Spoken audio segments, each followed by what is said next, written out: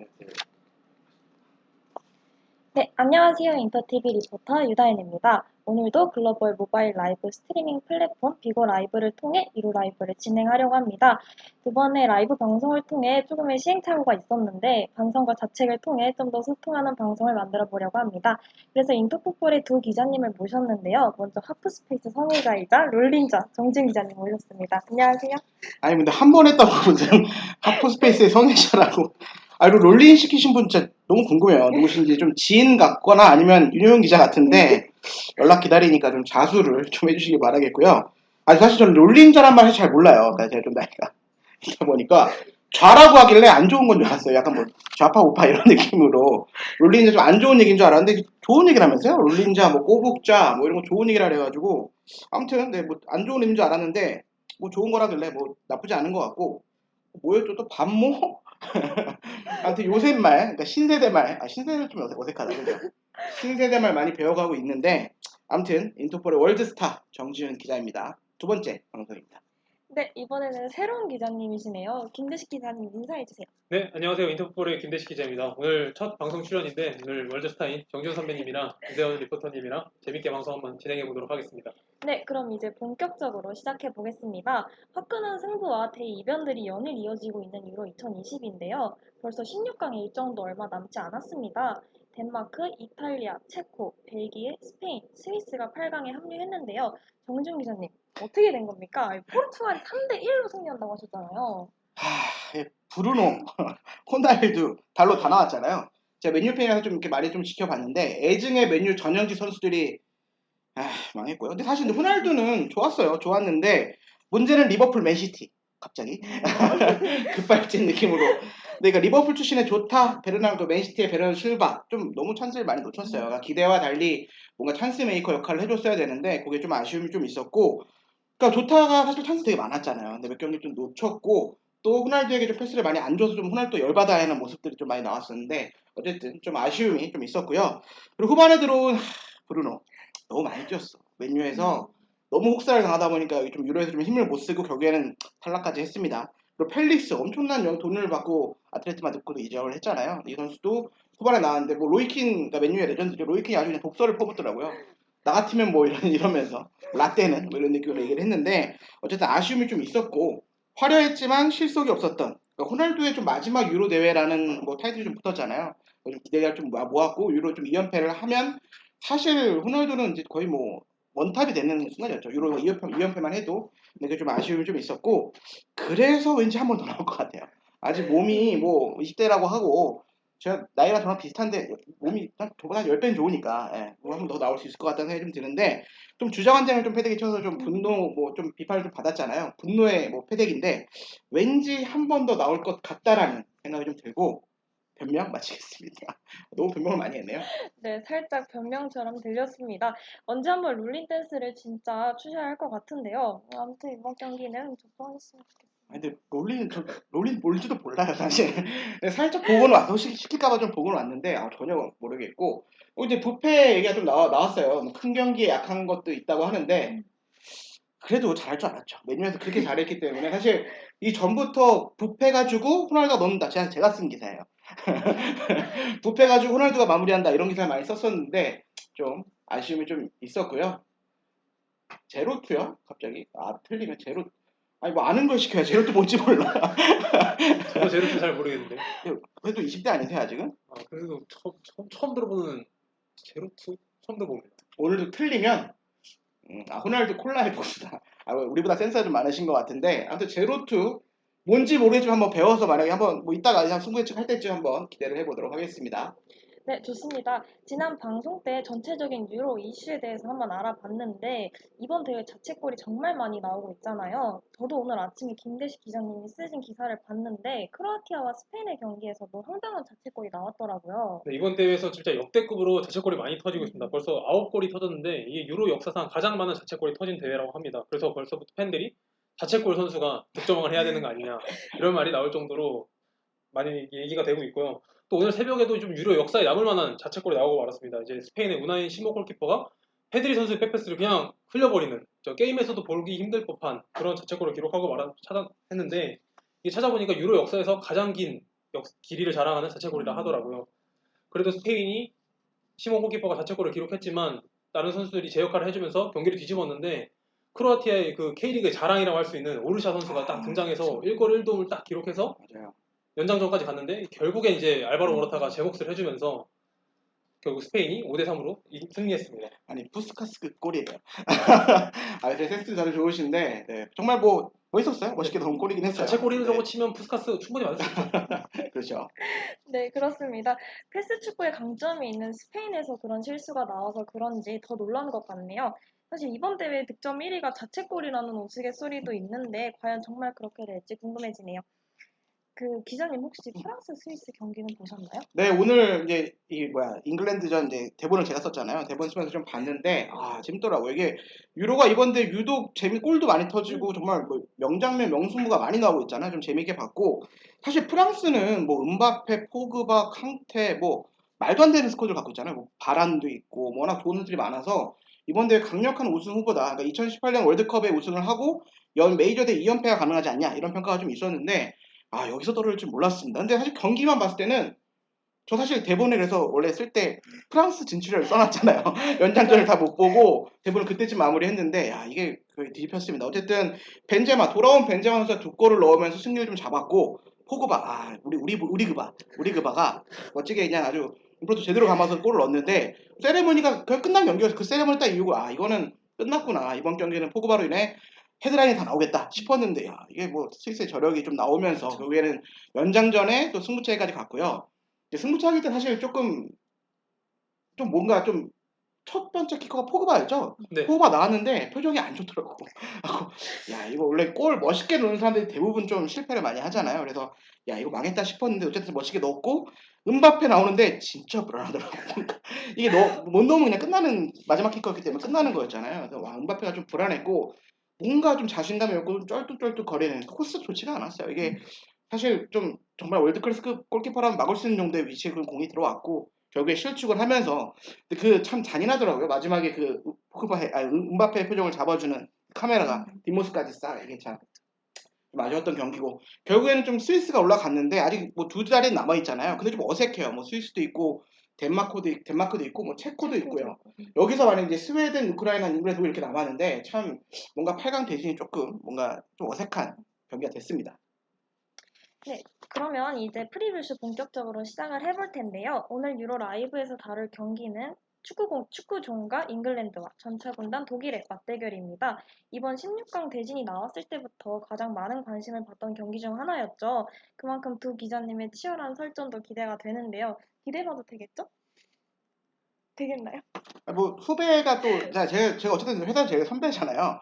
마음껏 못하는 제가 좀 약간 슈퍼 꼰대 요새 말로 그런 게 좀 있어가지고 좀 맘대로 못했던 그동안에 억눌렸던 것들이 분명히 있을 거잖아요 후배들이 이번 이 프리뷰 쇼를 할 때는 억눌렸던 걸 잠시 풀어주셨으면 좋겠고 제가 뒤끝 없이 대신 내일 가르쳐준 걸로 오늘은 참고 내일 가르도록 할 테니까 좀 마음껏 공격해 주셨으면 좋겠습니다. 네, 그렇습니다. 이 정준 기자님의 공격력이 상당하니까 후배 김대식 기자님도 모든 것을 내려놓고 싸우셔야 할 것 같습니다. 자신 있으시죠? 솔직히 뭐 이미 저는 독일이 뭐 승리할 거라고 예측을 하고 나서 준비를 해왔기 때문에 뭐 크게 걱정하지 않고 있습니다. 우리 선배님이 뭐 생각하시는 뭐 잉글랜드의 승리 요인 이런 거를 조목조목 반박해 보도록 하겠습니다.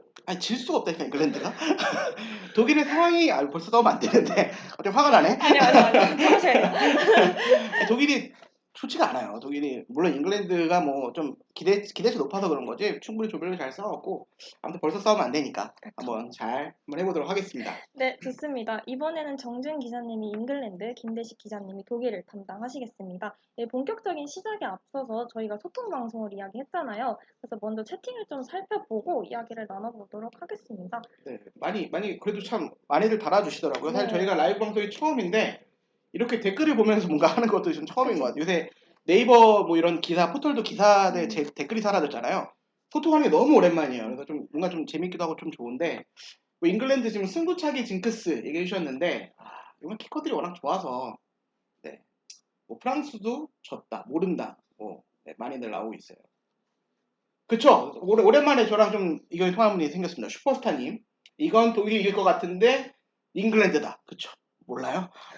축구는 모르기 때문에 뭔가 독일이 것 같지만 잉글랜드다. 이번에는 좀 잉글랜드가 좀 큰 대회 징크스가 상당히 많았잖아요. 사실 유로도 되게 1996년인가 그 이후로 지금 뭐 결승 진출은커녕 3위가 최고 성적이거든요. 근데 그것도 지금 사실 못 올라가고 있을 정도이긴 한데 어쨌든 2018년 월드컵에서 잉글랜드가 좀 징크스를 좀 큰 대를 좀 깼기 때문에 이번에는 4강만 넘어서면 그리고 지금 프랑스가 떨어졌잖아요. 전 사실 프랑스 아니면 잉글랜드 우승 후보라고 좀 봤는데 프랑스 떨어졌고 포르투갈이 떨어졌기 때문에 한번 좀 잉글랜드 선전을 기대해보면 어떨까 싶습니다. 네, 두개 반박해 맞습니다. 주시죠. 근데 솔직히 고기도 먹어본 놈이 잘 먹는다고 우승도 같은 것도 해본 놈이 또 잘합니다. 또 독일이 지금 2000 계속 지금 보면 결승, 4강 이렇게 성적을 유로에서 내고 있거든요. 근데 잉글랜드 성적 보면 뭐 처참하잖아요, 솔직히. 근데 저도 그래서 이번에도 그냥 그런 역사가 크게 바뀌지 않을 거라고 좀 생각하고 있습니다. 지금 얘기 많이 댓글들이 많으신데 뭐 이게 랑사냥꾼 잉글랜드 케인에 따라 승리 뭐 이렇게 나와 있고 뭐 케인이나 윙어들의 활약에 따라 다르 뭐 당연한 얘기예요 사실. 케인이 잘하면 이길 수밖에 없는 거고 뭔가 윙어들이 좀 이렇게 잘해줘야 된다는데 잉글랜드 그나마 잘하는 선수가 스털링의 문제예요. 다른 스털링이 이번 주 거의 구멍인 줄 알았거든. 두 골을 넣었잖아요. 그럼 이게 뭔가 스털링이 좀 잘해주긴 했는데 근데 어쨌든 큰 이제 경기들이 이제 앞두고 있잖아요. 이럴 때는 뭔가 좀 이렇게 한 방에 있는 케인이라든가 아니면 뭐 레시포드라든가 좀 산초가 되게 이번 대회에서 좀 부진하잖아요. 이런 수들이 많기 때문에 좀 뭔가 한 번씩 터질 수 있는 그런 경기가 될 것 같습니다. 왜 내가 산초를 시킬 수 없냐? 하하하. 네, 감사합니다. 뭐 저랑 좀 비슷한 코드를 갖고 계신 것 같아요. 아무튼 네, 본격적으로 좀 시작을 해보도록 하겠습니다. 네, 그렇습니다. 포인트 대사 15분 하지 않았는데.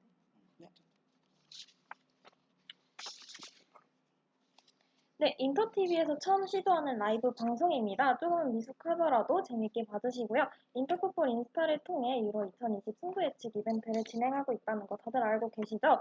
무려 한국 축구의 레전드 기성용 선수의 친필 사인 유니폼과 유로 공인구 레플리카가 상품으로 마련돼 있습니다. 아 진짜 화면 좀 보이시겠죠? 저희만 보이는 게 아니죠. 기성 선수 진짜 팀플 사인 뭐 제가 직접 네, 가서 받아왔습니다. 이게 짭이 아니고요. 짭퉁이 아니고요. 진퉁 유니폼에 네, 팀플 사인 뭐 K리그 패치 다 있고요. 저희 뒤에 살짝 보이면 이렇게 나와 있는데 어쨌든 많이들 참가해 주세요. 참여해 주시고 또 있죠? 네, 그리고 비고 라이브에서도 승부 예측 이벤트를 진행하고 있는데 예측에 성공하시면 300다이아를 가져가실 수 있다고 합니다. 그러니까 많은 참여 부탁드리겠고요. 그럼 이제 진짜 본격적으로 시작을 해볼 텐데요. 축구 종가 잉글랜드의 조별리그부터 분석해 볼게요. 네, 그러니까 잉글랜드가 자국에서 열린 1996년 유로 요때 이후 3위가 이제 최고 성적이에요. 그러니까 잉글랜드 뭐 축구 종가 3, 4자 군단 뭐 이런 얘기들이 많은데 그런 명성에 비해서는 뭔가 메이저에서 좀 아쉬웠다. 그 이후에는 뭐 진짜 준결승 문제도 진출하지 못하고 있다라는 점이 약한데 어쨌든 지난 2018년 월드컵에서 4강에 올랐잖아요. 그러니까 좋은 흐름을 좀 유지를 하고 있고 아 이게 멤버 자체만 보면 사실 뭐 입이 아파요. 뭐 케인, 스털링, 뭐 그릴리시, 산초는 좀다 독일에서 뛰고 있으니까 예를 들면 레시포드도 있고요. 마운트 첼시를 우승으로 이끈 마운트도 있고요. 그러니까 EPL 올스타라고 봐도 좀 무방합니다. 그만큼 화려한 스쿼드를 가지고 있는데 1차전에서 월드컵 우승국 이게 사실 준우승국이잖아요. 크로아티아.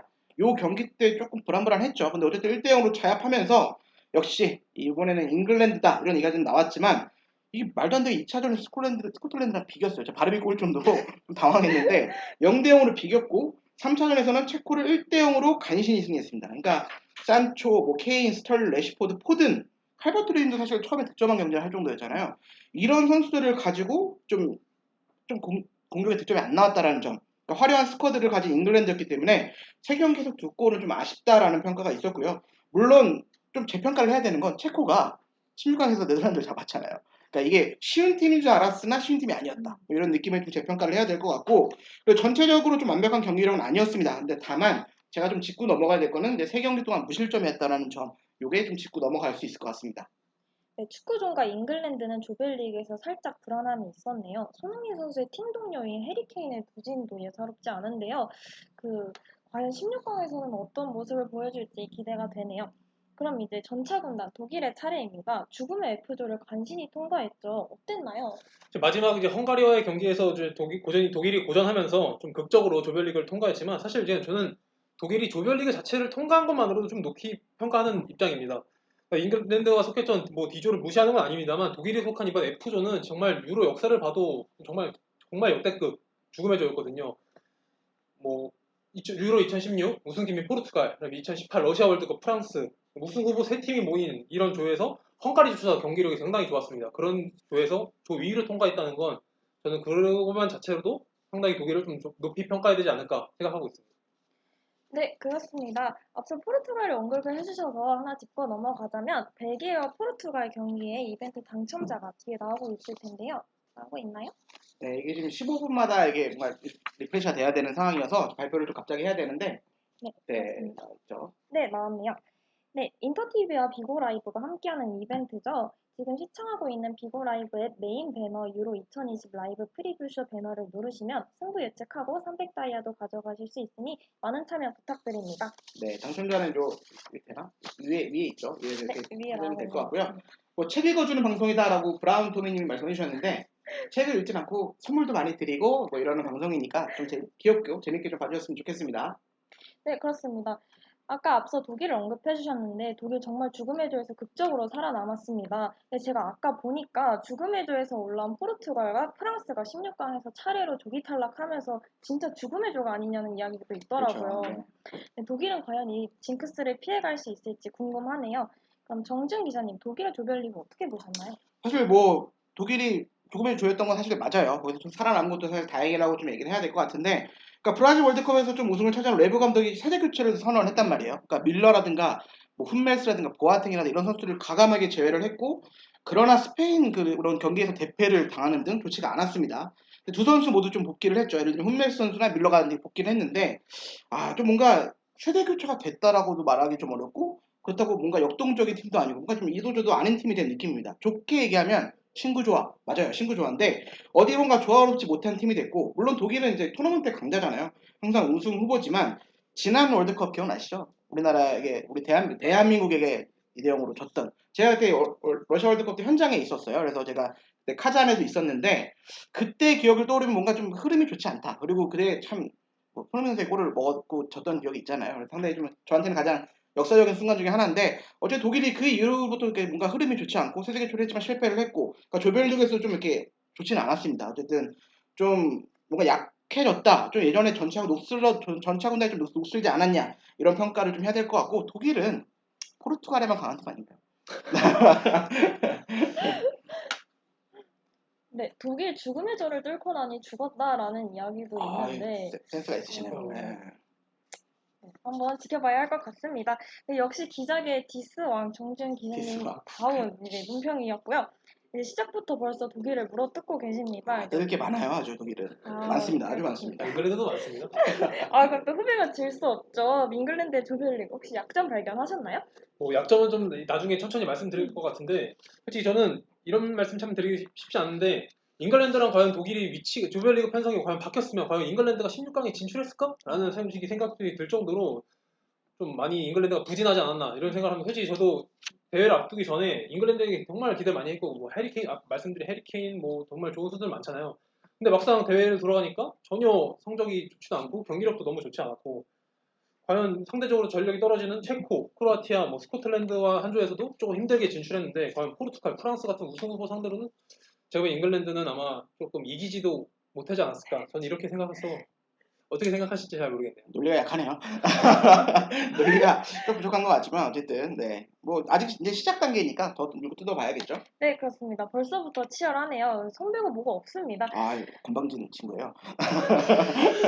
군대 시키자 그렇게 안 봤는데 네, 꼰대력이 벌써 나오고 있어요. 분명히 오늘은 괜찮다고 하셨는데, 네, 그렇습니다. 네, 좋습니다.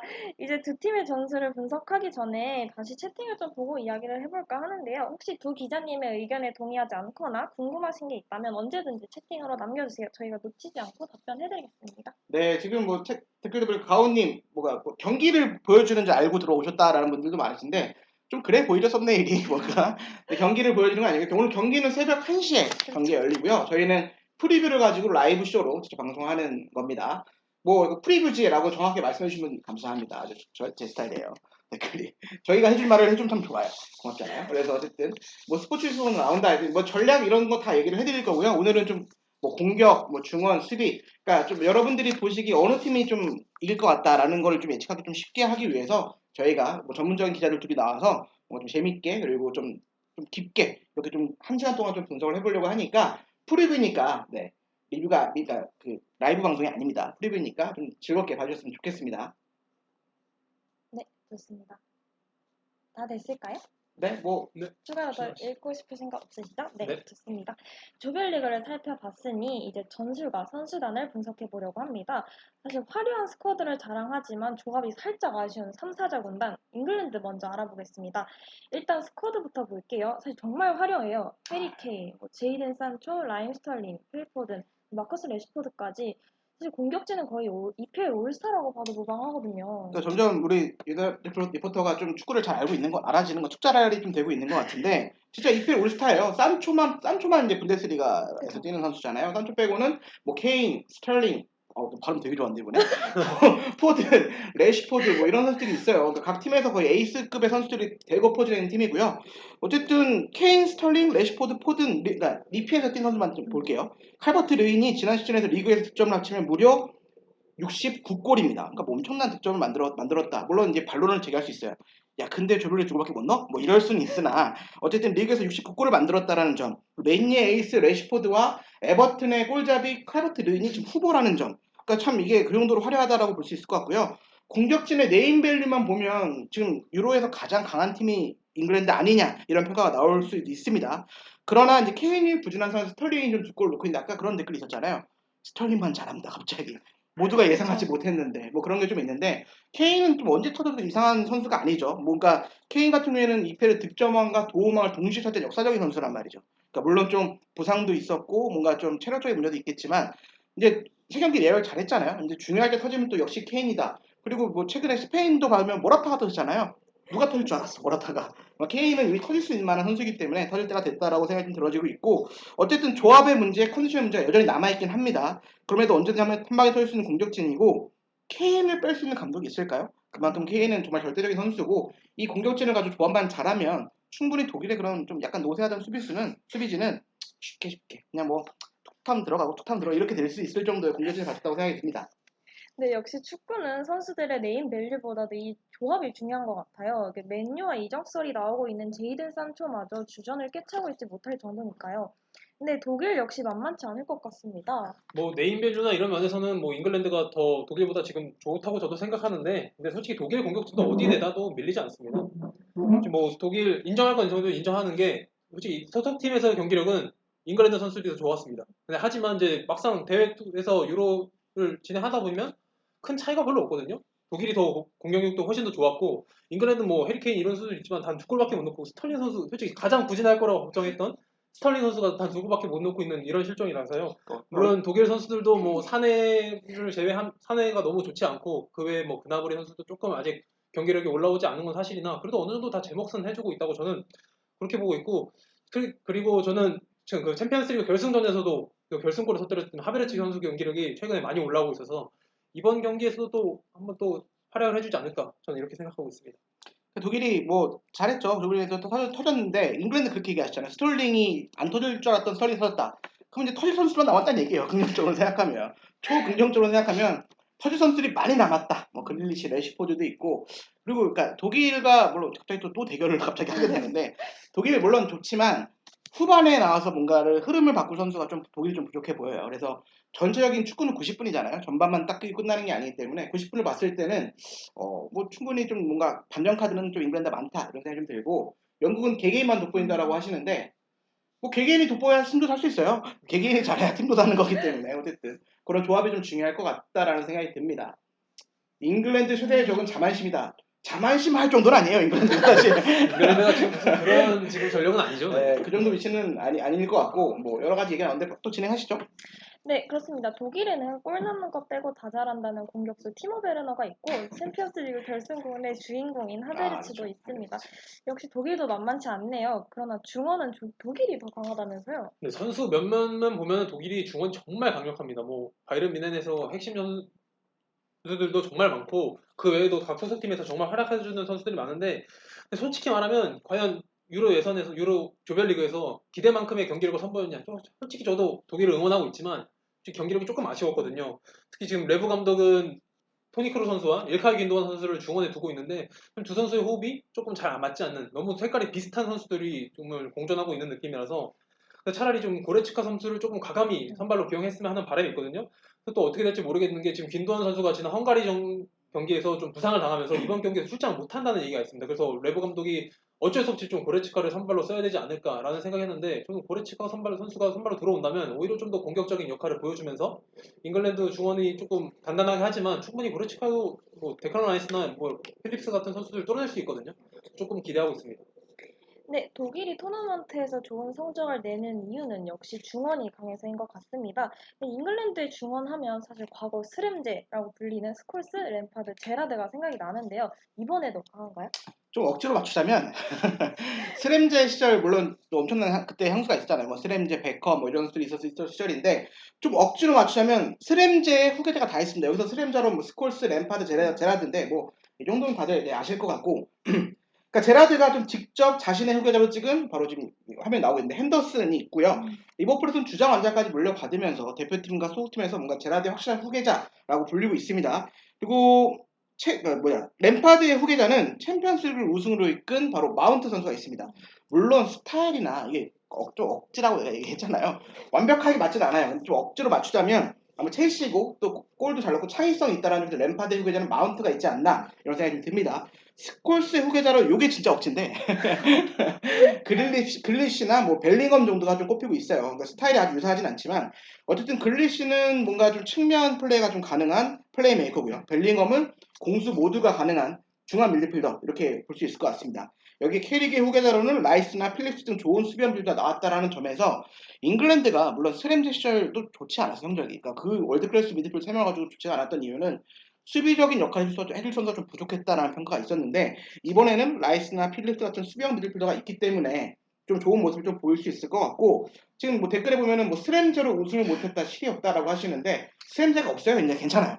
괜찮아요. 뭔가 할 때가 됐다라는 얘기가 스램제 후계자가 나왔다라고 말을 했지만 뭔가 좀 정확히 맞진 않거든요. 그쵸. 스타일상 측면도 수 있고요. 마운트 같은 경우도 그렇고 그들리시도 그렇고 근데 필립스라든가 라이스 그러니까 캐릭의 후계자들이 좀 많이 나왔다라는 점에서 잉글랜드 수비를 좀 안정적으로 구축한 다음에 좀 뭔가 빠르게 공격을 할 수 있는 너무 1차원적이라고 말씀하시는데 뭐 억지예요. 사실 좀 억지긴 한데 네 어쨌든 스램제로 우승 못했지만 이번에는 좀 뭔가 조합이 좀 다양해질 수 있다라는 점에서 뭔가 좀 기대를 많이 하고 있고 라이스 필립스 이 두 명의 수비형 미드필더를 기용하고 있다라는 점에서 뭔가 좀 공수 밸런스가 좀 탄탄해졌습니다. 이게 이번에 잉글랜드의 좀 강점이라는 생각이 듭니다. 네, 그렇습니다. 그럼 제라드의 후계자 핸더슨, 램파드의 후계자 메이슨 마운트의 구도로 보면 되겠네요. 역시 화려한 중원입니다. 누가 선발로 나와도 이상하지 않을 것 같아요. 네, 다음은 존 테리, 퍼디난드의 후계자를 한번 찾아볼까요? 예, 우리 채팅하시는 분들 가온분 너무 좋아요. 채팅이 제 스타일이에요. 뭔가 제가 하고 싶은 말을 계속 짚어주시는 것 같은데 뭐 수비 나쁘지 않았는데 퍼디난드의 존테리 있었고 뭐 그건 과거 얘기지만 이번에도 사실 비슷합니다. 근데 후계자를 좀 억지로 계속 찾게 돼요. 뭔가 이게 틀에 좀 갇혀 있긴 한데 영원한 캡틴 존 테리 후계자로는 맥과이어가 있습니다. 물론 스타일이 아주 같지는 않지만 리딩도 좋고요. 좀 발이 느린 건 좀 비슷해요. 발이 느린 건 좀 비슷하지만 어쨌든 뭐 예전에 그 조테리 하면 좀 걸레 수비 이런 얘기가 되게 많았잖아요. 몸을 던지는 수비. 메가요도 그런 거 상당히 능하고요. 그리고 리더십도 있고 뭐 태클도 좋고 여러 가지 수비로서 갖출 것들 많이 갖췄다는 점에서 메가요가 있고요. 특히 지난 2018 월드컵 좋은 호를 펼치면서 잉글랜드 수비의 리더로 자리를 잡았습니다. 또 최근에도 부상에서 회복하면서 좀 나올까 말까 이런 게 많았잖아요. 어쨌든 회복을 했고 출전을 했습니다. 아직 정상 컨디션 아니지만 뭐 빌드업이라든가 이런 것도 좀 강점이 있는 선수이기 때문에 존 스톤스, 그러니까 스톤스는 어제 발도 조금 빠른 편이고요. 그다음에 회식력이 좋기 때문에 스톤스와 함께 좋은 호흡을 맞출 것으로 예상이 됩니다. 그러니까 뭔가 존 테리와 메가이어의 좀 후계자를 찾았다는 점에서 좋은 모습을 좀 보일 수 있을 것 같고 좀 수비 보면은 트리피어, 메가이어, 스톤스, 워커 이렇게 나와 있는데 이번 독일전에서는 독일이 3백을 쓰잖아요. 그래서 독일전에서는 3백을 쓸 수도 있다는 얘기가 좀 나오고 있습니다. 그래서 그렇게 되면 워커가 오른쪽 스토퍼로 나오게 되고요. 왼쪽 스토퍼로는 메가이어, 스톤스가 중앙. 그러니까 스톤스가 아무래도 빌드업이 좋기 때문에 발밑도 좋고요. 이런 선수가 좀 리딩 역할을 하고 메가이어와 워커가 전진도 해주면서 축구를 할 수 있는 그런 3백을 좀 구축하게 될 것 같습니다. 어쨌든 백업 센터백으로는 뭐 밍스나 코디 등이 있고 측면에도 좋아요. 또 트리피어, 워커, 그다음에 칠웰, 제임스 등이 있습니다. 그러니까 워낙 측면 수비가 탄탄하고 워커가 스토퍼까지 볼 수 있기 때문에 3백과 4백을 유연하게 가져갈 수 있다는 점에서 정말 뭐 기대를 많이 모으고 있습니다. 네, 그렇습니다. 이제 독일을 살펴보기에 앞서서 지난 크로아티아 스페인전 당첨자가 화면에 나오고 있을 겁니다. 네, 이게 좀 나오고 양해를 있나요? 좀 양해를 좀 부탁드리는 게 15분, 30분 이렇게 좀 해야 된다는 게 좀 있어서 맞죠. 좀 흐름이 좀 끊길 수도 있습니다. 네, 나오고 있네요.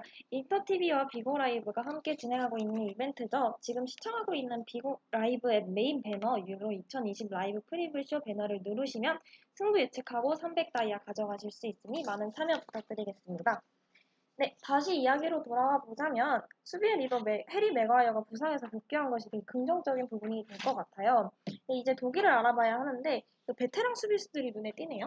독일이 뭐 조별리그에서 3경기에서 5실점 하면서 뭐 수비력이 그렇게 좋았다고 볼 수 없는데 그만큼 좀 공격적으로 플레이하다 보니까 좀 실점이 많이 나오지 않았나 생각합니다. 그래도 다시 대표팀으로 돌아온 홈멜스가 뭐 아직 전성기만큼의 그런 수비력은 아니지만 빌드업 능력은 아직 절대로 떨어지지 않았거든요. 그래서 홈멜스로부터 시작되는 공격력이 상당히 좋고 그리고 리디거는 좀 더 후방에 머무르면서 홈멜스의 그런 느린 발을 좀 커버해주는 모습이고 긴터 선수는 이제 풀백도 가능한 선수거든요. 그래서 킴미 선수가 앞에서 좀 더 전진할 때 같이 좀 전진해서 공격적인 역할을 잘 해주고 있습니다. 그리고 이번 또 유로 대회에서 최고의 스타로 떠오르는 한 명의 선수가 이제 바로 고젠스인데 고젠스 선수가 이번 경기에 앞두고 조금 못 나올 수도 감기 증상이 있어가지고 못 나올 수도 있다는 얘기가 있습니다. 그래서 지금 걱정 좀 큰데 이제 리디거 선수도 좀 감기 증세가 있다 하거든요. 리디거 선수를 좀 대체할 선수들은 많거든요. 뭐 클로스터만, 줄레 같은 좋은 선수들이 많은데 고젠스만큼의 공격력을 보여줄 수 있는 윙백이 지금 독일 대표팀에 없습니다. 그래서 할슈텐베르크가 대신 나올 것 같은데 할슈텐베르크 선수는 뽀백에서 좀 더 안정감이 있는 수비수라서 이번에 독일이 아마 경기를 앞두고 조금 레브 감독이 고민을 할 것 같습니다. 뽀백을 쓸 것이냐, 쓰리백을 쓸 것이냐. 아마 저는 그래도 좀 레브 감독이 좀 고집이 있기 때문에 쓰리백을 쓸 것 같은데 살짝 이 부분이 조금 걱정되는 부분이긴 하네요. 네, 어떤 분이 독일이 작정하고 내리면 안 뚫린다라고 말씀을 해주셨거든요. 저도 그렇게는 생각하는데 레브 감독이 작정하고 내리는 편이 아니라서 좀 내리고 나서 조금 역습을 좀 나가는 빠른 발을 좀 활용하는 좋은 선수들이 많기 때문에 활용했으면 하는데 계속 압박을 하다가 조금 실점하는 보면 대부분 역습으로 좀 실점하는 경우가 많거든요. 좀 그래서 이제 토너먼트에서는 이제 수비를 일단 먼저 탄탄히 해놓고 공격하는 게 중요하기 때문에 좀 그런 점을 신경 써서 준비해 준다면 그래도 동일이 뭐 잉글랜드 정도야 뭐 저는 정도요? 아니 사실 언제부터 독일 언제부터라고 말하기 좀 잘했죠? 최근부터는 사실 독일이 사실 뭐 저희 대한민국한테도 이제 상대적으로 조금 이제는 좀 밀릴 뻔한 팀 아닙니까? 그러니까 뭔가 잉글랜드 상대로 당연히 잉글랜드 좀 앞설 것 같고 뭐 참 좋은 선수들이 많은 건 사실이지만 아까도 말씀드린 외부의 고집이잖아요. 그래서 지금 유로 이후로 잘리죠. 뭐 좋게 얘기하면 이제 뭐 이제 계약이 종료가 되는 건데 결별이죠 결별. 그러니까 레브 감독이 물론 뭐 좋은 성과를 내고 월드컵 우승도 이끌었고 좋은 감독이긴 하지만 그런 고집에 있어서는 뭔가 사우스게이트 감독이랑 좀 다르다. 사우스게이트 감독은 안 되면 바로 바꿔요. 이따가 좀 설명을 드릴 것 같은데 전술이 안 좋으면 바로바로 바꾸는 스타일입니다. 3백, 4백 다 유연하게 쓸 수 있고요. 그런 면에 좀 승부가 갈리지 않을까 싶습니다. 네, 사실 이번 유로 2020 대회에서 가장 핫한 윙백이죠. 스피나툴라와 로빈 고젠스 선수 둘이 있을 것 같은데요. 사실 저도 포르투갈전에서 로빈 고젠스 선수의 활약을 되게 인상 깊게 봤던 기억이 있습니다. 네, 두 팀 모두 우승 후보가 다운 화려한 스쿼드를 자랑하고 있는데요. 두 팀 모두 이번 대회에서 조금 아쉬운 모습을 보이고 있는 이유가 바로 선수 조합과 감독의 전술에 있습니다. 특히 잉글랜드는 화려한 스쿼드를 잘 활용하지 못한다는 평가가 지배적인데요. 맞습니다. 뭐 인정할 건 인정을 해야 될 것 같고 뭐 화려하지만 좀 조합이 잘 안 된다. 뭐 이거는 과거 뭐 스램제 오늘 진짜 많이 얘기하네요. 지난번 경기 때 하프스페이스에 이어서 스램제를 정말 많이 얘기하고 있는데 아무튼 스램제, 베컴, 루니가 있던 시절부터 선수 구성은 세계 최고인데 결과를 만들지 못한다는 평가가 뒤따랐습니다. 그 에릭손이라든가 카펠로 감독처럼 외부에서 데려온 명장도 해결하지 못했는데 이 화려한 멤버를 이렇게 못해? 그놈의 스램제. 저도 좀 지겨워요. 저도 좀 지겹긴 한데 어쨌든 이 화려한 멤버로 이거밖에 못하나 이런 평가가 있습니다. 근데 결국에는 축구는 결과가 중요한 스포츠잖아요. 이번 대회 결과에 따라 만약 우승하면 이런 평가가 확 바뀔 것 같고요.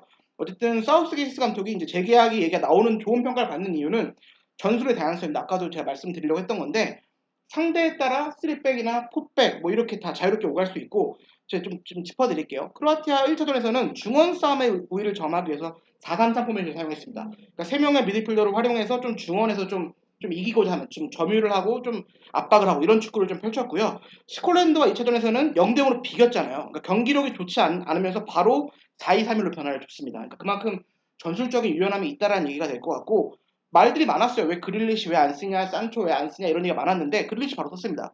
좋은 경기를 보였고요. 결국에는 승리를 따냈습니다. 이번 독일전에서는 사실 독일이 포백도 가능하고 세백도 가능한데 지금 앞서 조별리그는 거의 다 스백 거의 3백을 썼잖아요. 그래서 3백에 대응하기 위해서 잉글랜드가 3-4-3 포메이션으로 나온다는 얘기들이 나오고 있습니다. 특히 뭐 독일의 킴미라든가 고젠스 뭐 측면이 강하기 때문에 트리피어, 쇼, 워커, 제임스 등으로 다양한 조합을 사용할 전망이고요. 그러니까 잉글랜드가 이제 안정적인 수비를 구축하고 지금 이렇게 좀 포메이션 좀 나오고 있는데 여기서는 가장 중요한 게 워커 포지션일 것 같아요. 그러니까 오른쪽 스토퍼 역할이 워커가 측면 수비수지만 워낙 하드웨어가 좋고 뭐 빠르고 몸싸움도 잘하기 때문에 또 축구 지능 상당히 높고요. 전술적 이해도 높고 그러니까 이 선수가 정말 어떤 역할을 해주냐에 따라서 좋은 모습을 볼 수 있을 것 같고 하프 스페이스 또 나와요.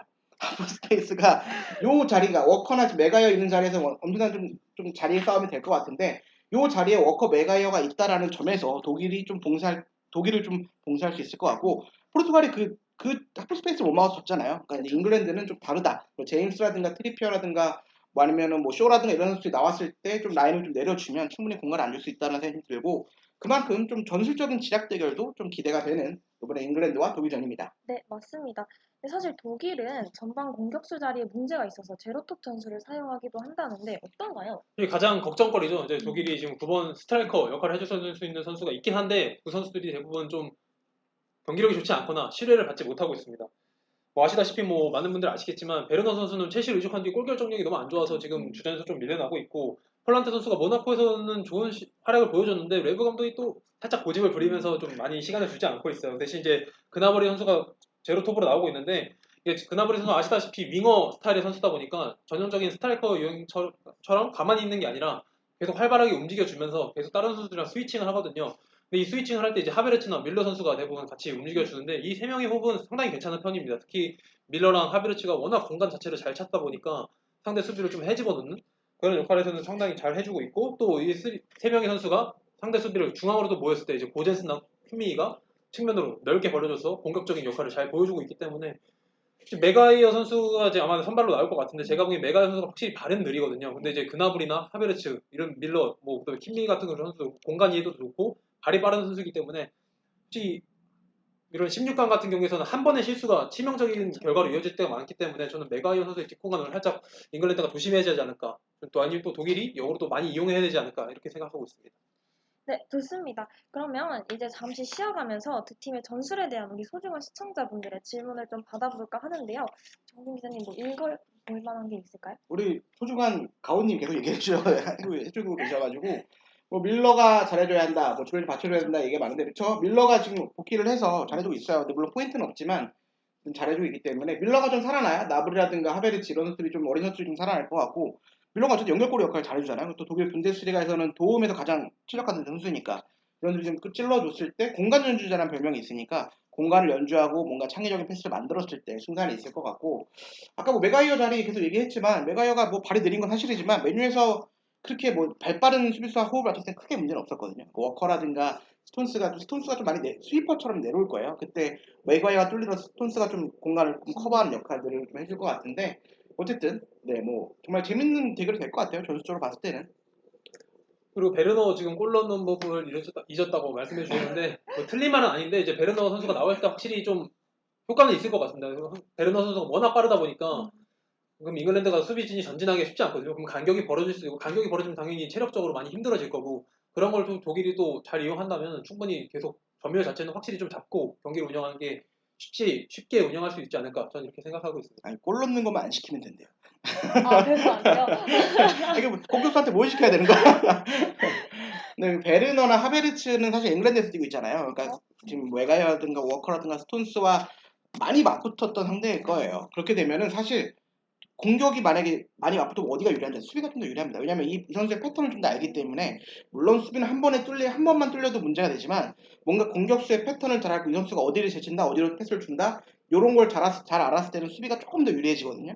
그러니까 뭔가 메가이어든가 스톤스라든가 워커의 이런 뭐 여러 맞붙었던 상황들을 봤을 때는 이번에도 베르너는 골 넣는 법을 잊지 않을까 이렇게 생각이 들고 케인은 또 독일 수비수 많이 상대해보지는 않았잖아요. 물론 리디거가 있긴 하지만 그런 면에서는 뭔가 흠멜스가 좀 당황하지 않을까. 왜 이렇게 잘해? 뭐 이런 느낌으로 좀 그런 생각이 좀 듭니다. 근데 그렇게 치기에는 좀 첼시 특히 맨시티 선수들이 지금 잉글랜드에 많은데 챔피언스 결승 아시잖아요. 파베르치가 딱 침투 딱 해가지고 한 방에 또 마무리하지 않았습니까? 저는 솔직히 이번 경기에서도 충분히 그게 가능할 거라 생각하고 있습니다. 뭐 I don't think so긴 한데 좀 지켜봐야 될 것 같고요. 네, 채팅 뭐 다 읽어드린 것 같으니까 넘어가도록 하겠습니다. 네, 넘어가 보도록 하겠습니다. 그럼 이제까지 전술과 스쿼드에 대해서 한번 알아봤는데요. 이제 본격적으로 서로 뜯고 즐겨볼까요? 네, 정준 기자님, 잉글랜드의 스쿼드가 강한데 조합이 안 되는 이유, 이거 사우스게이트 감독한테 문제가 있다는 얘기가 있거든요. 오늘 제일 많이 하는 게 조합 스램제 이런 얘기 많이 하고 있는 것 같은데, 그러니까 사우스웨이스 감독이 조금 재계약의 얘기가 나오고 있을 정도로 이 감독이 이렇게 좀 좋은 평가를 받고 있는 이유는 전술적인 유연함과 조합을 좀 다양하게 맞추고 있다라는 점이에요. 사실 맨유의 레시포드와 아스톤빌라의 그릴리시라 아니면 뭐 도르트문트의 산초를 빼기는 쉽지 않아요. 근데 그런 결정을 과감하게 하고 있다라는 점에서 좀 기대가 되고 있고, 그러니까 화려함보다는 그러니까 좀 욕을 많이 먹었던 이유는 야, 아까 뭐 제가 감독으로 이 멤버로는 한 차강 간다 이런 느낌이 멤버인데 이 멤버를 가지고 이렇게 화려하게 축구를 못해 공격적인 축구를 못해 이런 평가는 듣고 있지만 실내적으로는 아주 뛰어납니다. 어쨌든 근래 들어 최고의 성적을 내고 있고 그러니까 사우스게이트 감독은 A매치 57경기 출전한 뭐 잉글랜드 레전드 수비수 출신이에요. 명 수비수 출신이고 두 번의 유로와 두 번의 월드컵을 출전했던 아주 명 레전드입니다. 그러니까 수비수 출신답게 좀 수비 조준력을 잘 다듬고 있고 3백, 4백을 어떻게 써들까 경기 중에도 변화를 시켜요. 4백을 쓰다가도 한 명이 내려오면 3백이 되고 그러니까 그런 유연한 변화를 좀 가져갈 수 있는 감독이기 때문에 좀 이번에는 기대를 받고 있습니다. 그러니까 좀 실리적인 축구가 좀 빛을 보고 있다라는 점을 얘기하고 싶고요. 특히 좀 재밌는 점이 이 사우스게이트 감독이 발음이 잘 안 돼요. 사우스게이트. 좀 어렵긴 하죠. 사우스게이트 감독. 어쨌든 농구나 미식축구의 그런 그러니까 뭐 지역 방어라든가 어쨌든 뭐 이렇게 패턴 플레이 같은 걸 되게 많이 연습을 했대요. 그러니까 여기에서 착안을 해서 축구 전술에 좀 접목을 시키는 그런 감독입니다. 그러니까 세트피스에서 농구의 전술을 많이 참고를 했다고 하는데 그만큼 뭔가 세트피스에서 한 방에 좀 가지고 있는 선수들이 많이 있고요. 좀 기대를 가지고 있고 이렇게 독일과 전처럼 좀 큰 경기에서는 세트피스의 한 방이 정말 중요할 때가 있거든요. 물론 독일도 강하죠. 네, 세트피스에 강하기 좋습니다. 때문에 이런 좀 재미가 있을 것 같습니다. 네, 결과를 내기 위해서는 수비 전술이 중요하다고 강조해 주셨습니다. 그렇다면 독일의 외부 감독, 참 오랜 시간 동안 독일 대표팀을 지휘하고 있는데 지난 네이션스 리그에서 스페인한테 6대0 대패를 당하는 등 문제가 있어 보입니다. 외부 감독에 대한 평가는 어떤가요? 굉장히 좋은 질문 해주셨는데 솔직히 말씀드리면 여론도 그렇고 저도 그렇고 살짝 외부 감독의 평가를 좋게 하기가 좀 힘든 상황이긴 합니다. 독일이 뭐 아시다시피 한국한테 2대0으로 그때 지면서 2018 러시아 월드컵에서 사상 최초로 이제 월드컵 16강 진출에 실패하는 등 너무 성적이 좋지 않았고 그 뒤로도 좀 성적이 좋지 않은데 경질을 돼야 된다는 얘기가 많았는데 독일 축구에서 한 번 더 좀 신뢰감을 보여줬거든요. 그래서 이제 외부 감독도 자신의 좀 고집을 꺾고 이제 훈멜스나 그다음에 밀러 같은 선수를 다시 복귀시키고 어쨌든 죽음의 조를 돌파하면서 약간 비판 여론이 조금 줄어든 것 같은 건 사실이나만 아직까지도 조금 경기력이나 이런 측면에서 좀 좋지 않거든요. 특히 좀 전술적으로 고집이 좀 심각하다 보니까 좀 크로스, 균도한 선수를 계속 고집하고 있다는 점, 3백을 계속 꾸준히 밀고 있다는 점, 그런 점에서 조금 변화를 좀 줘야 될 것 같은데 어떻게 보면 지금 앞서 말씀드렸듯이 귄도안이나 리디건 선수가 좀 부상, 그다음 보젠스도 빠질 수 있다 보니까 레브 감독이 결국 변화를 줄 것 같고 근데 변화를 줬을 때 들어오는 선수들이 이제 고레츠카나 그다음에 무시알라 특히 헝가리전에서 되게 좋은 활약이 좋았던 선수들이거든요. 오히려 이 선수들이 본인의 기회를 잡았을 때 확실히 좀 살려주지 않을까 저는 이렇게 생각하고 있습니다. 네, 어떤 분이 외부 명질이 얼마 남지 않았다고 질문하셨는데, 네, 그쵸, 한 유로. 며칠 안 남았어요. 네, 며칠 안 남아서 오늘 탈락하면 뭐 새벽에 지면 끝입니다. 그러네. 네, 오늘 탈락하면 바로 끝입니다. 한지 플릭 감독이 들어오는 건가요? 그죠, 그죠. 네, 네네네. 그렇죠. 예.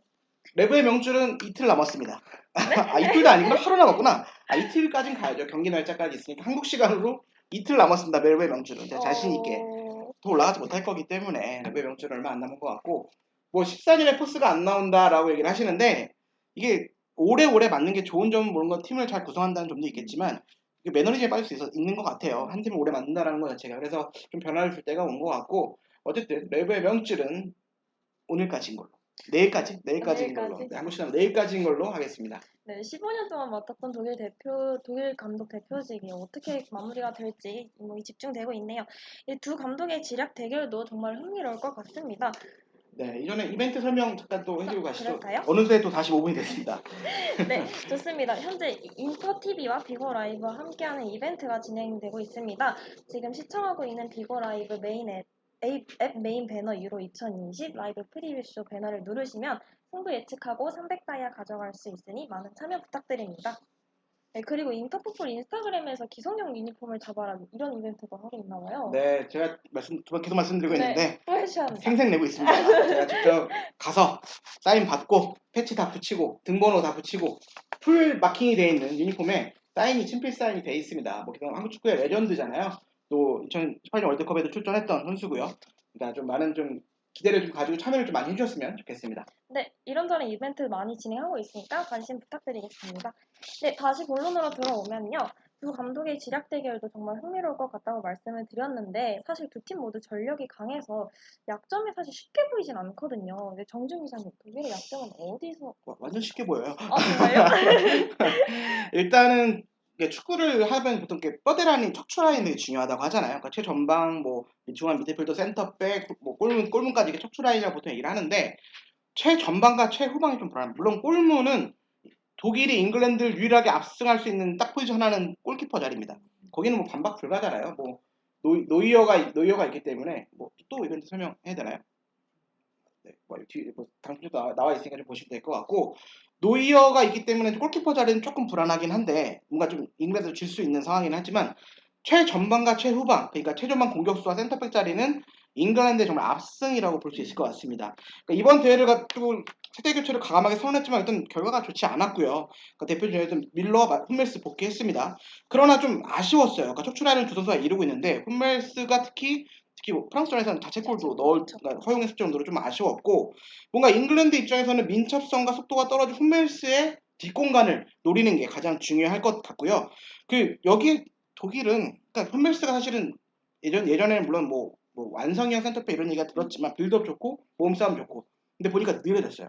그러니까 뭔가 페인팅 한 번에 조금 반응이 느리다 보니까 좀 무너지는 모습이 많이 보였는데 홈멜스의 약점을 뭐 스털링이라든가 레시포드라든가 이런 빠른 산초라든가 또 산초는 또 워낙 빌드스를 오래 뛰었으니까 좀 뭔가 비밀병기 같은 느낌으로 좀 대기를 하고 있을 것 같거든요. 그래서 좀 홈멜스의 그런 뒷공간을 좀 유린할 수 있을 것 같고 뭐 후방만 못하면 괜찮은데 최전방도 못해요. 사실 아까도 우리 많은 분들이 얘기해 주셨던 골 빼고 다 잘하는 공격수 베르너가 있고 뭐 그러니까 예전에 뭐 크로즈라든가 이런 선수들이 있었던 시절과 비교해 보면 확실히 좀 떨어졌습니다. 그러니까 최전방에 좀 확실한 골잡이가 없다라는 점이 좀 문제가 있고요. 뭐 볼란트를 믿기도 좀 부족하고, 그러니까 이에 나부리를 좀 펄스나인, 그러니까 제로톱 전술을 쓰고 있는데 이게 제로톱이라는 게 말이 좋아서 제로톱이지 전술 쓸 선수가 없으니까 쓰는 거거든요. 사실 좀 궁여지책 좀 그런 느낌이 강한데 결국에는 여기서 뭔가 좀 케인과 예를 들면 나부리 당연히 케인이 좀 우세할 수밖에 없다라는 생각이 좀 들고 수비력이 좋은 잉글랜드 상대로 나부리라든가 이런 제로톱 전술이 통할지 그런 게 좀 문제가 될 수 있을 것 같고 독일은 문제점이 골을 못 넣고 수비가 안 좋아요. 뒷공간이 문제예요. 뭐다 문제라는 얘기가 되는 건데 결국엔 이런 싸움에서 잉글랜드의 승리가 예상이 됩니다. 네, 그럼 이제 김재식 기자님의 반격을 한번 들어보겠습니다. 잉글랜드의 약점 어떻게 공략해야 할까요? 뭐 수비 약하고 뭐 골을 못 넣는다고 말씀하셨는데 지금 골을 못 넣는 건 잉글랜드죠. 두 골밖에 없습니다. 뭐라는 거야? 또 어쨌든 홈멜스의 뒷공간, 홈멜 약점입니다. 독일이 실점하는 장면을 보면 대부분 홈멜스의 뒷공간이나 수비진의 뒷공간이 뚫리면서 좀 실점하는 경우가 많은데 또 노이어가 있지 않습니까? 노이어 그 발빠르게 갑자기 툭 진짜 경기 화면에 없다가 툭 튀어나와가지고 형광색 괴물이 하나 툭 튀어나오는 그런 장면들을 많이 보셨을 텐데 노이어가 있기 때문에 좀 크게 걱정하지 않는 부분이긴 하고 또 케인, 뭐 스털링이나 포든 같은 선수들은 빠른 편이지만 그렇게 케인은 또 빠른 선수가 아니거든요. 그래서 충분히 노이어가 좀 커버를 해줄 수 있을 것 같고 또 잉글랜드가 지금 3백으로 나선다는 얘기가 많은데 그렇게 될 경우 이제 트리피어 아마 저는 쇼가 이제 측면 수비수로 나설 것이라고 생각하는데 이때 윙포드의 수비 가담이 그렇게 좋지 않습니다. 특히 근데 지금 독일의 가장 큰 강점은 이제 킴미아가 고젠스가 있는 그런 측면 공격이거든요. 그래가지고 트리피어나 그다음에 쇼가 혼자 고립됐을 때 하베르츠나 그다음에 뭐 그나브리, 밀러 같은 선수들이 측면으로 도와줘서 이동했을 때 측면에서 부분 전술이 잘 이루어질 수만 있다면 충분히 저는 잉글랜드 수비진을 공략할 수 있다고 생각하고 있습니다. 네, 잉글랜드가 골을 못 넣는다는 팩트 반응이 나왔는데 팩트는 맞으니까 뼈를 그렇지 맞긴 않아요? 했어요. 뼈를 맞긴 했는데 그러니까 어쨌든 모라타의 기적이 있지 않습니까? 모라타가 그 중요한 순간에 골을 넣을 줄 누가 알았겠냐고요. 그러니까 우리가 지금 보고 있는 거는 조별리그를 봤을 때는 물론 잉글랜드 좀 부족한 건 사실이지만 한두 경기 못한 것보다는 전체적인 시즌을 봤을 때는 잉글랜드의 그런 공격진이 더 화려하다라는 얘기를 좀 드리고 있는 거고요. 토너먼트는 모른다니까요. 모르니까. 그러니까 뭔가 좀 이게 케인이나 이런 게 좀 터질 때가 됐고 아까 노요의 문제점 얘기해 주셨는데 김명지를 따라한다. 이거 되게 김명지 뭐라고 해야 돼? 선수는 아니고 이제 레전드가 되게 좋아하시겠는데요. 노이어를 비교를 해준다라는 거죠. 그래서 어쨌든 네, 그런 얘기들이 많이 있는데 뭐 하베르츠 믿습니다. 뭐 여러 그러니까 이견이 엇갈릴 수밖에 없는 경기긴 합니다. 그러니까 두 팀이 워낙 전력이 좋고 박빙이기 때문에 뭐 좀 좋은 승부가 되지 않을까 아니 뭐 이런 얘기도 있잖아요. 어제 프랑스 탈락 누가 알았냐? 그쵸. 몰라요. 케인이 헤드트릭 할지 진짜. 뭐 독일 상대로 몰라요. 뭐 베르나 헤스트릭 할 때도 모르는 거 아닙니까? 아 걔는 가망이 없어요. 아니 한 시즌 동안 못 보여줬는데 어떻게 보여주냐고요. 이게 아니, 모라타도 시즌 내내 좀 보여준 건 있으니까 골을 넣었지. 베너는 보여준 게 없어서. 아 근데 베르너 그래도 분데스리가 득점왕 2위 출신인데. 아, 그렇죠. 그건 옛날 얘기잖아요. 직전 시즌을 봐요. 직전 시즌을 봐야죠. 케인은 뭐 득점왕과 도움왕을 다 했던 선수이기 때문에 어쨌든 뭐 우리끼리 싸우고는 있지만 재밌는 연기를 좀 예상해 보도록 하겠습니다. 네, 좋습니다. 두 팀의 약점까지 잘 들어봤는데요. 승부 예측에 들어가기 전에 두 팀의 키플레이어를 간략하게 알아보겠습니다. 이 화려한 잉글랜드의 키플레이어는 누굴까요? 뭐 워낙 키플레이어가 많아서 여러 명 다 꼽고 싶었는데 마음 같았었는데 지금 방송이 거의 끝나갈 때가 됐기 때문에 한 명만 다 꼽기로 하겠습니다. 당연히 해리 케인이라고 볼 수 있을 것 같고요. 아 이제는 터질 때가 됐죠. 뭐 우리 손흥민 선수의 동료. 그러니까 손흥민이 없어서인가 그렇게 외로워 보이는 그런 게 좀 있어요. 근데 얼마 전에 왜 스털링이 잘하니까 뭐 그런 연구에서 그런 평가. 스털링이 손흥민처럼 플레이를 한다. 그러니까 손흥민의 위상이 많이 올라갔어요. 제가 볼 때는 이제 스털링이 잘하니까 손흥민처럼 해. 뭐 이런 얘기가 나올 정도니까. 어쨌든 뭔가 좀 영혼의 파트너가 없어서 좀 아쉽긴 한데 EPL의 득점왕, 도움왕의 클래스는 어디 안 갑니다. 그러니까 독일이 한 방이 없는 것과 달리 잉글랜드 정말 한 방에 있는 케인이 있고요. 언제든 터질 수 있다는 점. 그러니까 이게 물론 세 경기가 좀 부진해서 좀 많이 비난을 받았지만 기대치에 비한 거고요. 충분히 한 방에 터지면 이제 앞으로 8강, 4강 결승까지 쭉쭉 올라가서 좀 득점을 해줄 수 있는. 그리고 사실 지금 득점왕 경쟁이 호날두가 좀 이제 떨어지면서 조금 남아 있잖아요. 물론 5골 넣는 거 그렇게 쉽지는 않겠지만 충분히 해리 케인 정도면 몰아넣기가 가능하다는 점에서 충분히 좀 더 뭐 많은 골이 나올 거라 기대를 할 수 있을 것 같고 저는 나는 케인을 믿는다. 남이 케인이 있는데 스털링과 레시포드가 좀 손흥민처럼 좀 변해주기를 좀 기대하면서 여기에 후반에 그러니까 독일을 제가 분석하면서 느꼈던 거는 가장 큰 차이가 후반에 반전 카드인 것 같아요. 그러니까 그릴리시라든가 레시포드가 마운트 이런 자원들이 후반에 대기하고 있다는 점에서 저는 뭔가 하베르츠 다음에 누가 나와? 그럼 나올 만한 사람 별로 없거든요. 근데 잉글랜드는 만약에 산초가 못하면 레시포드 들어가. 뭐 예를 들면 뭐 글리시가 못하면 마운트 들어가. 뭐 이렇게 이런 게 가능한 팀이잖아요. 또 후반에 반전 카드가 있다는 점에서 90분간의 그런 혈투 끝에 잉글랜드가 좀 승리를 거두지 않을까 싶습니다.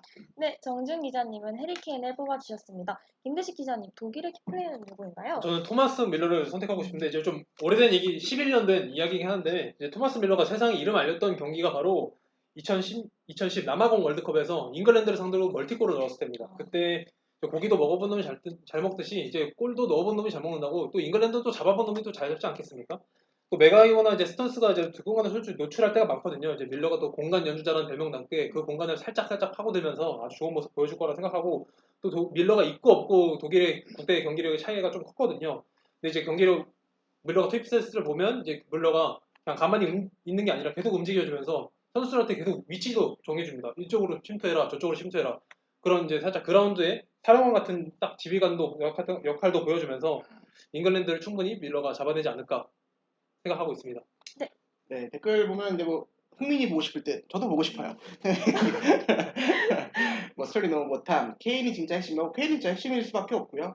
뭐 토레타의 기운을 받으면 터질 수도. 토레타 그렇죠. 한 방에 있으니까 토레타 기운도 있을 것 같고 결정력이 중요할 것 같아요. 어쨌든 밀러의 그런 뭐 활약, 케인의 활약 이게 정말 중요할 것 같고 클로제 포돌스키 그립다는 반응. 이거는 진짜 독일이 사실 스트라이크만 제대로 있었어도 뭔가 그러니까 뭐 클로제나 포들스키까지 안 바래요. 한 고메즈만 있었어도 뭔가 그 정도만 되는 공격수만 있었어도 좀 뭔가 좀 더 좋은 평가를 받았을 텐데 포들스키 국대스키잖아요. 뭔가 대표팀에서만 잘하는 느낌이 좀 있었지만 독일의 스트라이커 규모가 좀 끊겼다라는 점에서 그러니까 오죽하면 나브리가 아스날에서 실패한 나브리가 이렇게 제로토고 나올까 이런 그쵸 고메즈 저랑 의견이 참 비슷해요. 우리 가온님 너무 좋아. 저랑 의견이 비슷해요. 지인인가? 아무튼 뭐 진짜 나쁘지 않다라는 생각이 좀 드는데 스트라이크 결과가 좀 끊겼다라는 점에서 이번에도 뭐 재밌는 경기가 될 것 같아요. 한쪽으로 뭐 이렇게 밀리진 않을 것 같고 좋은 경기를 했으면 좋겠습니다. 네, 키플레이어까지 잘 알아봤습니다. 이제 프리뷰쇼의 하이라이트 승부 예측에 들어가는데요. 네, 이제 대망의 승부 예측입니다. 그 전에 저희도 중계 방송처럼 세 가지로 관전 포인트를 짚고 승부 예측에 들어가려고 합니다. 약간 한 줄 요약 같은 건데요. 매치를 한눈에 정리하자는 의미로 한번 준비해봤습니다.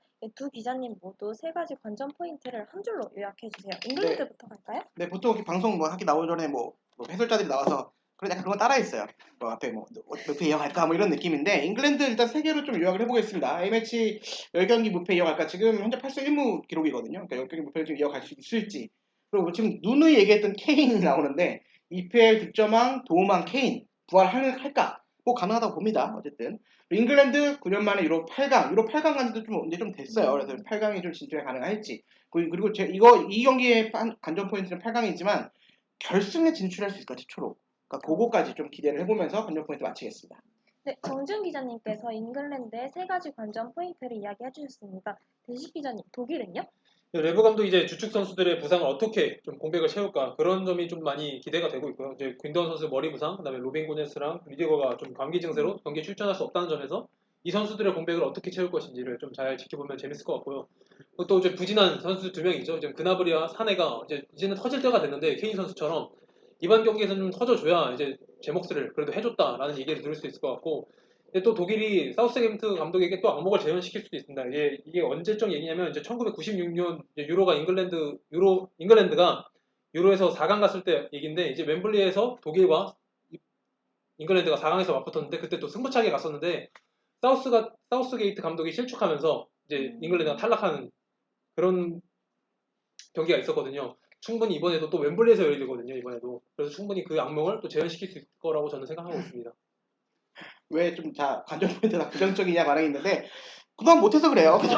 팀다 상황이. 아니 못했기 때문에 부활을 해야 된다 뭐 이렇게 얘기를 나오는 것 같고 뭔가 좀 관전 포인트 다 부정적이긴 하네요. 그러니까 부활할까 가능할까 악몽 재현할까 뭐 이런 얘기인데 그만큼 조별리가 좀 아쉬웠다라는 평가가 있는 것 같아요. 그러니까 좀 이번 경기를 통해서 좀 반전의 기회를 좀 마련해야 될 것 같고 레프 형 코카인 다시 한다고 하시는데 뭐 아실 거라고 믿어요. 저 네. 어떤 예전에 정말 맛있게 그런 기억이 있는데 초조할 때 나오는 버릇 같아요. 이렇게 뭔가 자기도 모르는 습관들 하나씩 있잖아요. 저도 약간 그런 게 좀 있긴 한데 여기서 말할 수 없는 습관이나 제가 언급하기가 쉽지 않죠. 그래서 좀 그렇긴 한데 어쨌든 뭔가 레브 감독의 그런 또 안 좋은 습관이 나오길 바랍니다. 저는 잉글랜드가 승리를 해야 되기 때문에 어쨌든 좀 그런 거를 기대해보면서 계속 하겠습니다.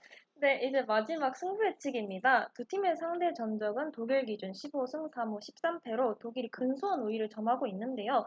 최근 6경기 상대 전적도 독일이 3승 1무 2패로 근소하게 앞서 있지만 사실 큰 차이라고 보기는 어렵습니다.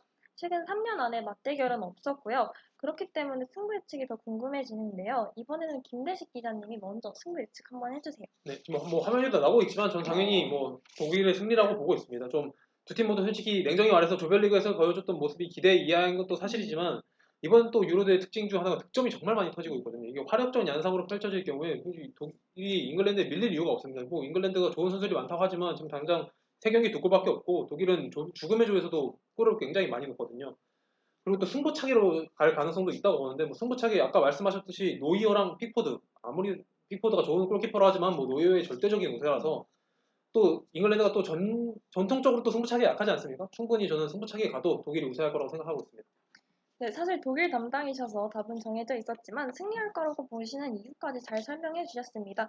정준 기자님 줄 수 없죠? 아니, 승부차기를 얘기했다라는 것 자체가 약하다는 걸 인정하는 거야. 승부차기 왜 생각해? 우리가 잘하는데. 물론 프랑스 같은 경우도 있겠지만 저는 승부차기 생각도 안 하고 있어요. 그러니까 뭐 벌써 이렇게 승부차기를 꺼냈다라는 얘기가 우리가 좀 전력이 좀 밀리는데? 뭐 이런 느낌일 수밖에 없는 거죠. 근데 좀 실망스러워. 우리 시청자들의 이런 반응이 좀 독일승이 많은데 그래도 우리 남잇 가온 및 뭐 이런 느낌인데 우리 가온님은 또 잉글랜드 승리를 좀 예측하시는 것 같아요. 가온님만 믿고 좀 갈 것 같고 어쨌든 뭐 사실 골키퍼 포지션 제외하면 모든 면에서 잉글랜드가 낫습니다. 뭐 6골 8도움의 베르너와 23골 14도움의 케인 누가 우위입니까? 케인이 우위일 수밖에 없죠. 스엠자의 후계자 나온 잉글랜드와 노세화된 코로스가 있는 독일 누가 더 낫습니까? 역동력은 당연히 잉글랜드 날 수밖에 없어요. 수비 홈멜스 뭐 메가이어랑 물론 뭐 그 전 거까지 다 하면 뭐 홈멜스 좋은 수비수지만 그러니까 모든 면에서 물론 골키퍼 인정. 골키퍼 노이어는 진짜 제가 인정을 하지만 뭔가 여러 가지 포메이션이나 포지션상 가장 뭐 좀 잉글랜드가 우위라고 좀 보일 수 있을 것 같고요. 가장 큰 이유는 저는 수비력을 좀 예상을 합니다. 그러니까 우승을 하기 위해서 저희는 이제 K리그 현장들을 많이 다니잖아요. 뭐 그동안 뭐 최강희 감독님이나 뭐 최용선 명장들을 많이 만나서 이렇게 많이 이렇게 인터뷰를 해보면 감독님 우승을 위해서 어떤 게 중요합니까? 라고 물으면 그 닭공 축구라는 최강희 감독도 무조건 수비지라고 얘기를 해요. 수비 능력이 일단 좋아야 우승권에 갈 수 있다. 최용수 감독은 아시잖아요. 이진법 축구 무조건 수비부터 합니다. 물론 독수리 아시아의 독수리지만 축구 수비부터 일단 하는 편이거든요. 그러니까 수비력이 좋아야 한다. 뭐 이렇게 나올 수가 있을 것 같고 수비력에서는 진짜 확실히 뭐 독일 조별리그에서 몇 골 허용했죠? 5골 먹혔죠. 5골 허용했습니다. 잉글랜드 몇 골 먹혔죠? 0골 먹혔죠. 안 먹혔습니다. 물론 공격수 조금 못 넣었어. 못 넣은 거 인정. 그러나 터진다. 이건 내 바람인가? 어쨌든 이제 수비력에 있어서는 뭔가 잉글랜드가 좀 우위라고 좀 보여질 것 같고 2차에서 승부가 갈릴 것 같습니다. 그러니까 팽팽한 흐름은 물론 팽팽한 흐름이겠지만 뭔가 잉글랜드가 좀 잘 막으면서 역습 한 방, 케인의 한 방, 그리고 후반에 들어온 레시포드 또는 뭐 산초라든가 이런 한 방. 저는 뭐 2대0 잉글랜드의 완승을 저는 승부차기 생각하지 않습니다. 2대0 완승을 예상하고 있고 화려한 실리 축구 이게 말이 되나 모르겠네. 실리 축구가 화려하기 어렵긴 한데 어쨌든 그렇게 이길 것 같습니다. 네, 마무리하기에 앞서 이벤트 한번 다시 안내해드리겠습니다. 현재 인터TV와 비고라이브가 함께하는 이벤트가 진행 중인데요. 지금 시청하고 있는 비고라이브 앱 메인 배너 유로 2020 라이브 프리뷰쇼 배너를 누르시면 승부 예측하고 300다이아도 가져가실 수 있으니 많은 참여 부탁드립니다. 네, 그럼 이제 다시 마무리로 돌아와 보겠습니다. 오늘 두 기자님들과 잉글랜드와 독일의 유로 16강 경기를 알아봤는데요. 대한민국과 일본처럼 소형의 라이벌로 불리는 두 팀이 어떤 경기력을 보여줄지 기대가 됩니다. 그리고 인터풋볼 인스타를 통해서도 이벤트를 진행하고 있으니 방송 끝난 후 바로 확인해 주시기 바랍니다. 자, 그러면 이제 오늘 두 분 마무리 소감 한번 들어볼게요. 네, 이제 지난 방송에 갑자기 이렇게 하다가 안녕 이러고 끝났잖아요. 그래가지고 되게 욕을 많이 먹었었는데 아니 시청자분들은 남아 계신데 호스트가 없는 방송이 됐더라고요. 그래서 좀 마무리할 때 좀 여유롭게 마무리를 좀 하려고 하는데 뭐 진짜 좀 첫 번째보다 좀 나아졌으면 하는 바람이 있어서 좀 열심히 했는데 좀 이게 재밌었는지 모르겠습니다. 근데 많은 분들이 채팅으로 참여해주시고 또 이렇게 많은 댓글들 달아주셔서 너무 감사드리다는 말씀을 좀 드리고 싶고요. 뭐 결론도 안 주고 도망가지 맞아요. 그때 결론도 안 주고 그때 결론 왜 안 줬죠? 그때 뭐, 어떻게 안 줬죠? 아니요, 드렸어요. 아무도 결론을 몰라 근데. 그러니까 이번 결론은 어쨌든 잉글랜드와 독일이 재밌는 경기를 할 텐데 저는 2대0 승리, 김민식 기자는 몇 대 전 몇? 2대1 승리 보고 있어요. 약해. 마음이 약한 거야. 3골을 먹는다는 것 자체가 마음이 약한 거예요. 그러니까 이게 잉글랜드가 이길 수밖에 없는 축구가 될 수 있을 것 같고 네, 아무튼 너무 오랜만에 또 이렇게 또 나와서 방송하니까 또 라이브 방송이 처음인데 진짜 재밌는 것 같아요. 생각보다. 종종 이렇게 좀 했으면 좋겠다는 마음이 급하게 방송에서 결론이 없었죠. 예, 결론이 없었습니다. 그래서 오늘은 최대한 결론을 많이 말씀을 드리고 뭐 계속 여러분들이 뭐 이렇게 댓글 달아주시거나 궁금한 점 있으면 최대한 답변 드리고 한 8시 한 5분 또는 그쯤 방송을 미리 좀 예고를 해야 되겠어. 방송을 하겠다고. 그때 8시 5분에 방송을 좀 하려고 하니까 이렇게 좀 이해를 좀 부탁드리겠습니다. 딱 진짜 치킨 시켜도 보기 딱 좋은 경기인데 좀 늦긴 그러니까요. 한데 한 시간 좀 맞아요. 늦긴 한데 그래도 배달이 그때까지 되면 되니까 딱 치킨 그쵸. 시켜보고 이렇게 보면서 오늘 하시죠? 네, 오늘 오늘 하시니까. 돌아온 네. 지금 시간에. 가온님은 지금 축구하러 가고 싶다. 저 축구 잘하시나 봐요. 저도 잘은 못하지만 좋아는 합니다. 뭐 이 몸에 축구를 하는 게 좀 무리가 있긴 한데 축구 좋아하고. 유다현 리포터님 얘기 나왔어요. 누가 이길까요? 저요? 사실 저는 그 인터TV에서 여러 번 말씀드렸지만 제가 바이언을 좀 오래 좋아해서 아 역시 딱 아시네요. 그쵸? 네. 저는 독일 쪽에 이미 마음이 기울어 있습니다. 축갈못이네. 축갈못이네. 무슨 바이언이 기운 지가 언젠데 지금 올해 바이언이 챔피언스 기울었다뇨? 결승전은 어디랑 어디였죠? 맨시티 첼시였죠. EPL에 헤었습니다. 네, EPL에 헤었고 또 유로파는 또 물론 라리가 헤어긴 했지만 어쨌든 뭐 축갈못으로 축자랄인 줄 알았더니 정말 큽니다. 우리 가온님 계속 양발대 풀백이시라고 양발 저는 안 뛰는 공격형 미드필더입니다. 제일 문제네요. 제일 문제. 원을 그리고 요 원에서 패스만 잘 주는 제가 좀 구력은 나름 왜 그런 사람도 있잖아요. 조기 축구도 배 이만큼 나왔는데 구력 진짜 좋은 사람도 있죠. 딱 찍어서 막 툭 딱 찍어주는 그런 스타일에 아무도 모르니까 이렇게 막혀도 돼요. 저도 패스형. 예, 저도 이렇게 패스를 좀 잘 넣어주고 슈팅 한 방으로 좀 골 넣고 포그바 스타일이에요. 오늘 중에 가장 반응이 안 좋았어. 너무 무리해서 던지시고. 안 뛰는 골키퍼는 이제 키가 작아서 안 되고요. 네, 공격형 미드필더인데 많이 안 뛰는 공격형 미드필더. 그러니까 최악인 거죠. 쉽게 얘기해서. 골은 잘 맞습니다. 그래도. 이제 축구 한번 가나요? 놀러 오세요. 뭐 언제든지. 막 던져 이제 막 끝날 때 됐다고 그죠? 네, 그럼 김배식 기자님 소감 한번 말씀해 주시겠어요? 첫 출연이라 조금 떨리긴 했는데 그래도 지훈 선배님이 잘 이끌어 주셨고 유다님 프로가 좀 잘 중앙에서 딱 플레이메이커처럼 딱 해주시니까 재밌게 잘했던 것 같습니다. 둘이 아주 호흡이 잘 맞네. 좀 외로울 뻔했어. 네, 그렇습니다. 이제 오늘도 수고하셨으면 나오고 보니까 이제 방송해도 될 것 같아요. 이제 마무리 한번 해볼까요? 적응되면 자연스러워지겠죠. 그럼요. 앞으로 저희가 지금 3경기 했죠? 7경기 남은 건가요? 7경기가 남았기 때문에 결승까지 여러분들 함께 할 거예요. 그래서 비고 라이브에서 하는 이벤트들 정말 많이 참여해 주시고요. 또 인터 풋볼, 인터 TV에서 하는 정말 기성 선수 사인인프 받기 쉽지 않잖아요. 그리고 거기다가 유로 029 레플리카도 준비가 되어 있고요. 그리고 제가 직접 쓴 책도 있어요. 유로 2020 책을 썼는데 이제 3권 남아서 3권 다 안 걸려요? 뭐야? 안 걸려요 뭐지? 아무튼 안 끌린다고 깜짝 놀랐네. 네, 유로 책을 또 걸었으니까 많이들 참여해 주셔서 저희가 이거 진짜 다 드릴 거예요. 이게 뭐 안 드리면 거짓말쟁이가 되는 거니까 오히려 당첨자들 다 발표 직접 저희가 할 거니까 꼭 하고 오히려 좀 많이 저희가 받은 상품들을 많이 또 인증을 많이 해주시더라고요. 인스타에 그런 거 보면 다 나올 수가 있으니까 이벤트에 안 걸린다고. 저도 정말 한 번도 걸려본 적이 없어요. 저는 사이버야. 어쩔 수 없이 뭘 될 때마다 다 안 돼가지고. 근데 이번에 좀 아이디가 좀 뭐 없는 거죠? 아이디가 지금 이렇게 뭐라 그래? 이렇게 블랭크처럼 해야 되나? 스페이스? 저분 있잖아요. 37로 되어 있으신 분. 아이디가 잘 안 보이시는데 이번에는 걸리기를 바라면 공백이라고 되게 친절하네 다들. 다들 친절하신데.